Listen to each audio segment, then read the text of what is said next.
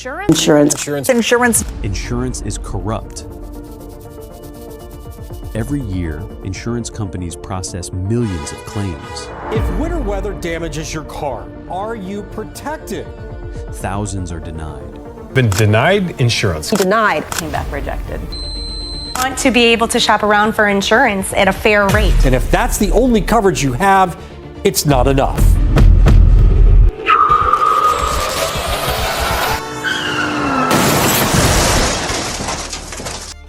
Late at night, rain hammering the windshield. The road ahead blurs into streaks of red and white. A sudden jolt, tires lose grip, metal twists, glass explodes inward. In the aftermath, silence settles like dust.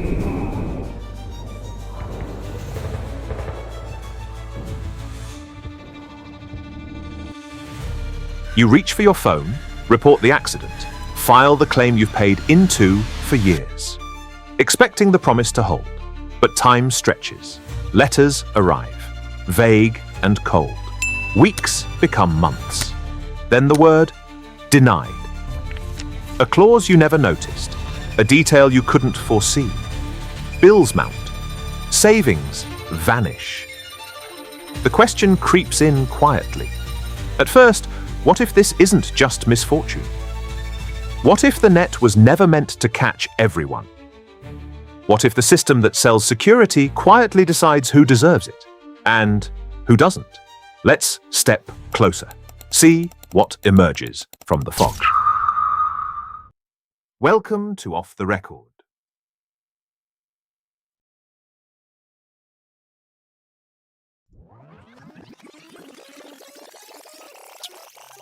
The story doesn't start in gleaming towers or reassuring ads.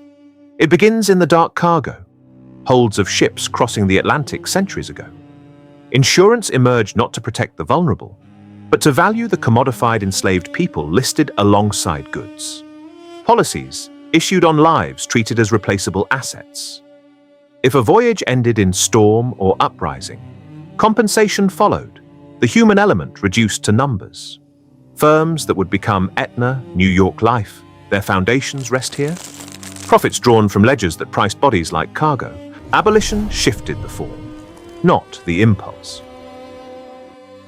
In post-Civil War America, as Reconstruction faltered, companies recalibrated. Prudential in 1881 cut black policyholders' benefits by a third while charging the same premiums, cloaking bias in scientific mortality tables. Frederick L. Hoffman's 1896 work for Prudential, Race Traits and Tendencies of the American Negro, framed black lives as statistically riskier, shorter, less insurable ideology, dressed as data. By century's end, over 40% of life insurers refused black clients entirely. Jim Crow entrenched it further. Higher premiums for black Americans justified by distorted health stats that ignored systemic deprivation. White clients received preferential rates, fuller protections. Decades later, early 2000s settlements exposed millions of discriminatory policies sold by dozens of companies from 1900 to the 1980s. Echoes persist. Underwriting today quietly factors zip codes, demographics, proxies for race and class, deciding coverage and cost without overt declaration. Consider Elena Ramirez, a single mother in a coastal Florida town. In 2022, she renewed her homeowner's policy faithfully, premiums auto-deducted each month. Then Hurricane Ian struck winds, tore off her roof. Water flooded the interior. She filed promptly, photos in hand, expecting aid to rebuild. Months passed. The denial cited pre-existing wear, pointing to minor roof shingles from years prior. Elena's home sat exposed, mold reaping, her family displaced to a relative's couch. The policy she'd trusted now seemed designed to exclude precisely when needed most. How many others wait in similar limbo, their stories buried in fine print? Help is on the way for AIG. The government has agreed to provide an $85 billion emergency loan to help rescue the insurance giant. Bankers and federal officials decided a government bailout of American International Group was the best solution to keep it from collapsing. Trillions circulate through global markets, guided not only by central banks or governments, but by insurers holding vast portfolios. U.S. property casualty firms alone command over $1.4 trillion in investments fueling bonds, stocks, infrastructure. They frame themselves as stabilizers, pooling risks to cushion shocks. But power to stabilize implies power to steer. After disasters, insurers determine renewal. Widespread denials in flood zones depress values, accelerate exodus, reshape neighborhoods. Premiums surge in risky areas. Capital flees, inequality hardens. Hurricane Katrina illustrated it. Insurers disputed wind versus flood damage, stranding claimants in courts while profits accumulated elsewhere. The 2008 crisis exposed deeper entanglement. AIG's credit default swaps amplified collapse. Bailouts rescued the firm with public funds. Yet policyholders faced hikes and cuts. Now, with climate risks mounting, insurers lobby against coverage mandates in vulnerable regions, redlining coasts and fire-prone hillsides. They invest heavily in fossil fuels while withdrawing from at-risk zones, directing where money flows and where it stops. Elena Ramirez watched her neighborhood empty after Ian. Neighbors' claims met similar fates denied for maintenance issues or excluded perils. Property values crashed. Elena's attempts to sell failed. The invisible hand pulled strings. Insurers' decisions not just financial, but geographic, dictating who rebuilds and who relocates, reshaping maps without public vote. Texas is suing insurance giant Allstate for violating the state's Data Privacy and Security Act. The lawsuit claims Allstate secretly collected driving data from over 45 million Americans. Today, the gaze penetrates deeper than ledgers. Every app notification, every social update, every drive tracked data streams to insurers. Allstate's Arity buys scores from tracking apps, inferring habits without clear consent. Connected cars report telematics directly, adjusting premiums on braking patterns, speeds, inferred distractions. Social profiles scanned. A travel photo flags risk. A late post suggests instability. Wearables feed health data discounts for compliance. Penalties for lapses. GDPR and CCPA offer barriers.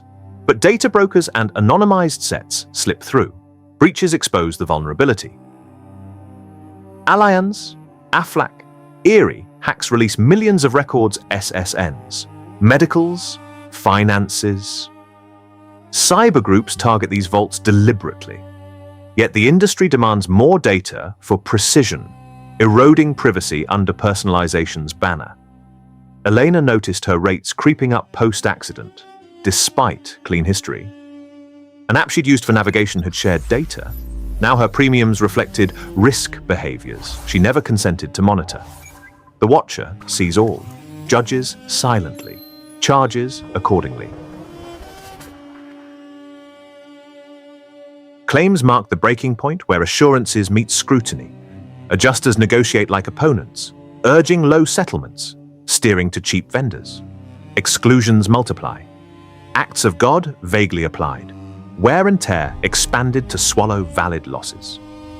Delay, deny, defend the playbook. Algorithms flag claims for rejection based on patterns. Stories accumulate. Cancer patients stalled on authorizations, wildfire survivors battling pre-existing labels. Elena fought back appeals, photos, expert reports. Each response brought new demands, more delays. The company cited policy fine print she'd never questioned. Months in temporary housing, savings drained. The gate remained shut, the promise hollow. Profit metrics favor low payouts, lapsed policies, fraud cited broadly. But how much masks systemic refusal? Individuals confront institutions, one denial rippling into ruin. Influence operates in shadows. 2024 lobbying topped $155 million. Blue Cross, Blue Shield over $20 million. Others close behind.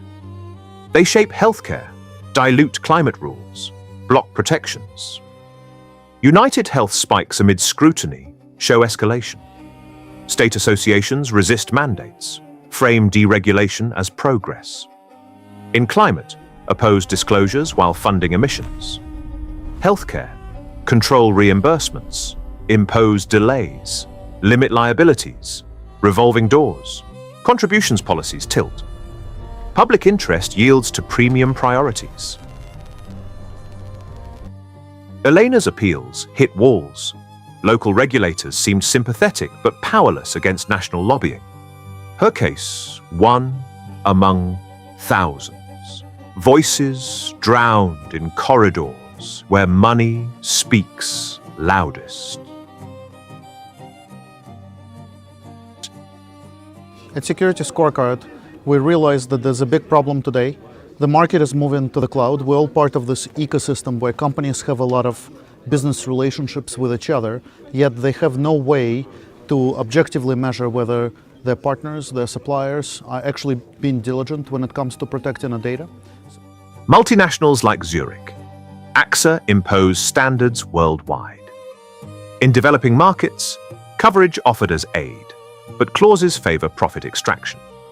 Microinsurance entices, then ensnares when claims falter. Geopolitics disrupts. Sanctions fracture reinsurance. Cyber policies evade war exclusions. Data clashes US laxity versus strict regimes create arbitrage. Elena's policy, underwritten by a global firm, invoked international clauses obscuring local realities. Borders blur, vulnerabilities exported.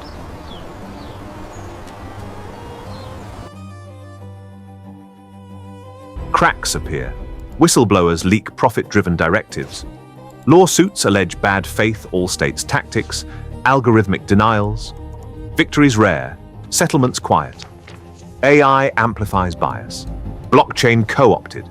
Distrust grows in forums. Complaints overwhelm regulators. Instability simmers.